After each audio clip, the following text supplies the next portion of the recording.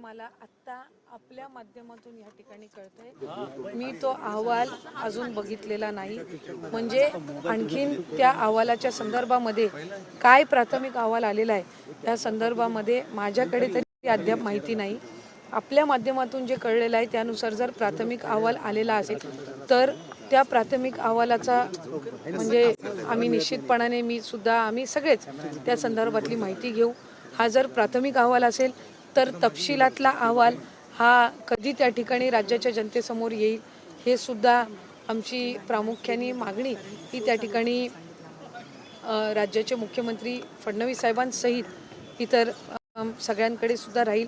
मला आपल्या माध्यमातून सांगायचे की आदरणीय सुनेत्रा काकींनी राज्याचे उपमुख्यमंत्री म्हणून ज्या वेळेला शपथ घेतली त्याच्यानंतर पहिली मागणी जर आदरणीय सुनेत्रा काकींनी कुठली केली असेल तर ती ही होती की या संबंध अपघाताची CBIच्या माध्यमातून सखोल चौकशी झाली पाहिजे। आत्ता जो हा अहवाल आलेला आहे हा नक्की कुठल्या यंत्रणेच्या माध्यमातून आलेला आहे याच्या संदर्भातली हा कुठल्या यंत्रणेच्या माध्यमातून आलेला आहे किंवा तो काय आहे याची अद्याप माझ्याकडे माहिती नाही। आपण जी सांगितलेली आहे तीच मी या ठिकाणी ऐकलेली आहे, पण CBIच्या चौकशीची मागणी ही आदरणीय सुनेत्रा काकींच्या माध्यमातून त्यांच्या पत्राद्वारे ही केली गेलेली आहे।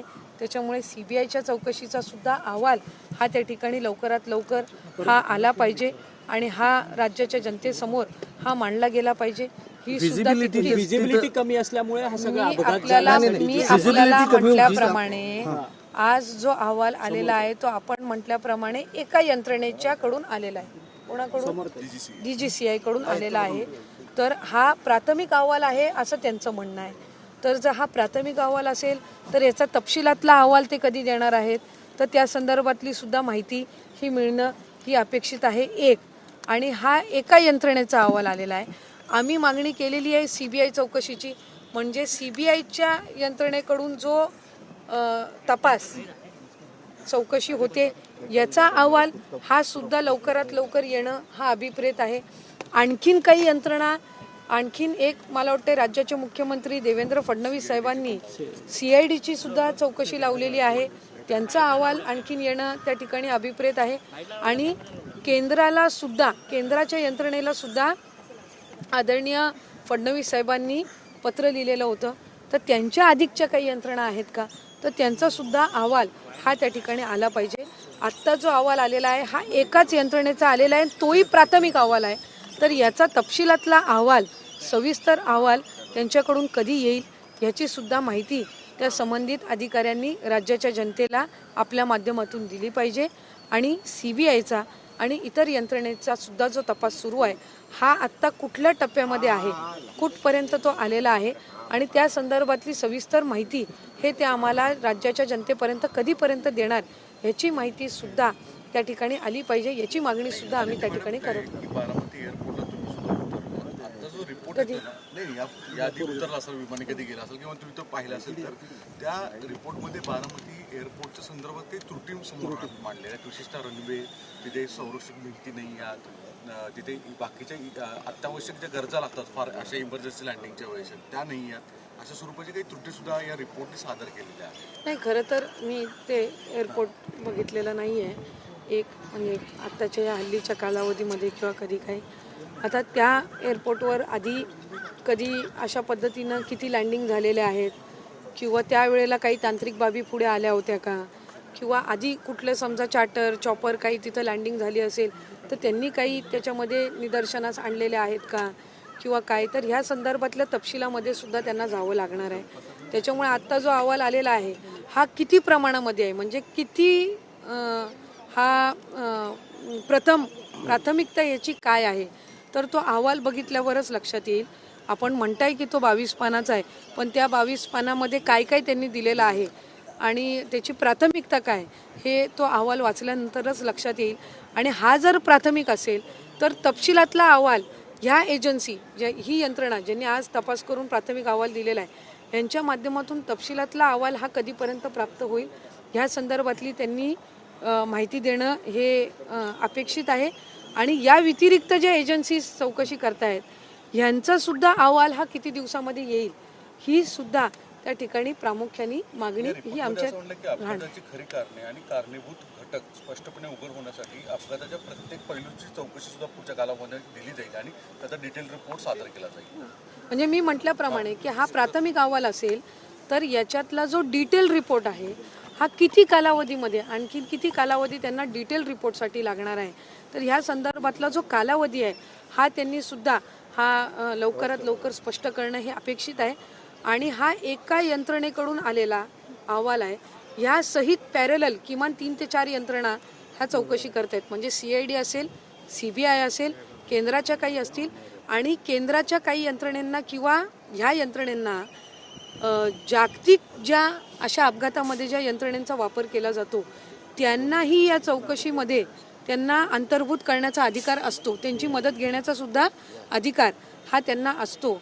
तर त्याच्यामधून ह्या जागतिक ज्या यंत्रणा आहेत यांची पण मदत घेऊन त्यांचा आणखीन काही नव्याने अहवाल येतो का हे सुद्धा त्याच्यामध्ये पाहावं लागेल.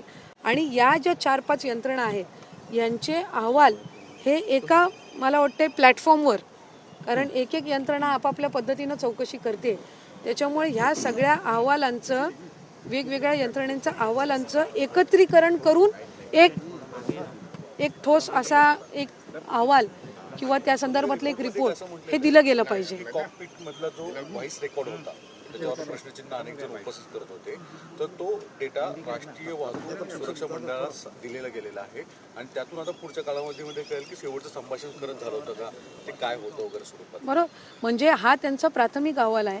आणखीन त्यांनी ज्या ज्या यंत्रणेंकडे हे डेटा दिलेला आहे त्यांचा अहवाल कदाचित त्यांना, जसं आपल्या बोलण्यातून जे लक्षात येते, त्यांचा डिटेल रिपोर्ट आणखीन येणं हे त्यांना अपेक्षित आहे. तर त्या संदर्भामध्ये थोडं म्हणजे ही आणखीन गतीने ही चौकशी व्हावी ही साधारणपणे आमची मागणी राहील. आम्ही सुद्धा सगळे आमदार मिळून राज्याचे मुख्यमंत्री फडणवीस साहेबांकडे या संदर्भातली हे करू की आज हा प्राथमिक अहवाल एका यंत्रणेचा आलेला आहे, तो इतर ज्या यंत्रणांनी आहे त्या संदर्भामधली चौकशीला गती द्यावी. त्यांचे हे त्यांनी ज्या ज्या केंद्र पातळीवरच्या यंत्रणेंना रिफर केलेला असेल तर त्यांच्याकडून सुद्धा लवकरात लवकर या संदर्भातला रिपोर्ट यावा आणि या सगळ्या यंत्रणांच्या जे काही रिपोर्ट्स आहेत ह्याचं एकत्रीकरण करून एक सविस्तर अहवाल, एक जबाबदार, एक अनुभवी या विभाग आणि या संबंध ज्या यंत्रणा आहेत, एव्हिएशन असेल किंवा इतर ज्या या चौकशीच्या यंत्रणा आहेत, याचा वर्षानुवर्ष अनुभव असलेल्या एका वरिष्ठ अधिकाऱ्यांनी हा अहवाल राज्याच्या जनतेसमोर मांडला पाहिजे. रोहित पवार गेले काही दिवस प्रेस घेऊन वारंवार प्रश्न उपस्थित करत होते. वास्तविकतेत रिपोर्ट येण्याच्या आधीच केलेले प्रश्न आता या संदर्भात तुमच्या प्रतिक्रिया, कारण की हे संपूर्ण प्रकरणामध्ये राष्ट्रवादीच्या नेत्यांवर बोट दाखवण्याचं काम केलं गेलं. एक गोष्ट आपण समजून घेतली पाहिजे की हा जो अपघात आहे हा एका सामान्य व्यक्तीचा अपघात नाही.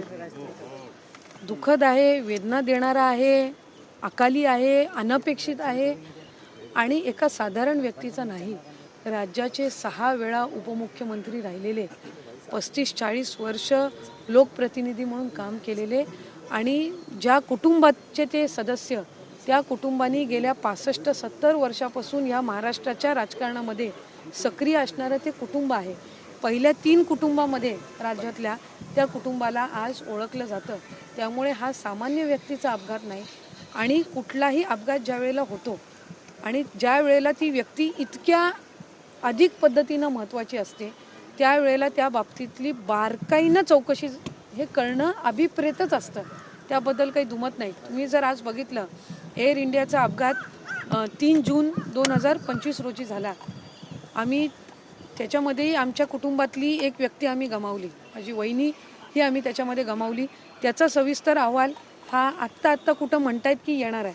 तो एक वेगळा अपघात होता, हा एक वेगळा अपघात आहे. मी त्या दोन्ही अपघातांची तुलना ही कधी करणार नाही. पण ज्या वेळेला अशा पद्धतीचे अपघात होतात त्यावेळेला बारकाईनं एक सेकंदाची चौकशी होणं हे त्याच्यामध्ये अभिप्रेत असतं. कुठंही चौकशी करत असताना कुठंही गल्लत एखादी चुकून सुद्धा एखादी गोष्ट, एखादं एलिमेंट राहता कामा नये, या गोष्टीची दक्षता ही बाळगावी लागत असते. आणि त्या सगळ्या ह्याच्यामध्ये आमची साधारणपणे सगळ्यांच्या मांडण्याची पद्धत वेगवेगळी असू शकेल. भावना एकच आहे की चौकशी झाली पाहिजे. चौकशी करत असताना बारकाईतले मुद्दे हे तपासले गेले पाहिजेत आणि राज्याच्या सबंध जनतेसमोर हा सगळा तपशील हा आला पाहिजे.